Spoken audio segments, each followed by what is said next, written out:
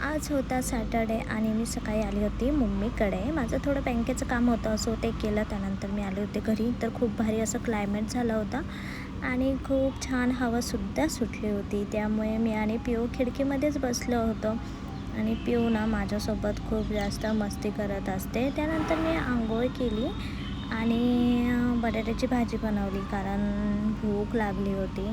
So जेवण केल्यानंतर आवरलं. माझी मामाची मुलगी मला न्यायला आली होती.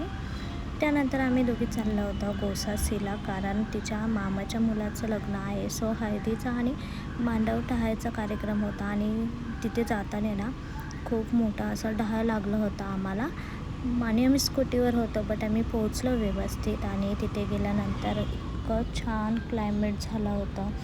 त्यानंतर पोचलो होतो आम्ही तिच्या मामाच्या घरी. बट घरी कोणीच नव्हतं, सगळेजण डी जेकडे गेले होते. सो आम्ही पण तिथे पोचलो आणि सगळे डान्स करत होते आणि आमच्याकडे ना मांडव टाहायला पण एकमेकांना हळद लावतात. त्यामुळे माझा पूर्ण फेस हळदीने भरला होता आणि आमच्या आदिवासी लोकांमध्ये मांडव टाहायला खूप भारी एन्जॉय केला जातो.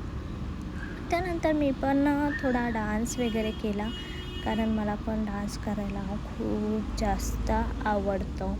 त्यानंतर आलो होतो घरामध्ये, फेस धुतला बट काय हळद जात नव्हती आणि मी आज फर्स्ट टाईम साडी वेअर केली होती. मला साडी वेअर करता येत नाही बट ट्राय केलं होतं. त्यानंतर जेवण केलं. तर असा होता आजचा दिवस. बाय.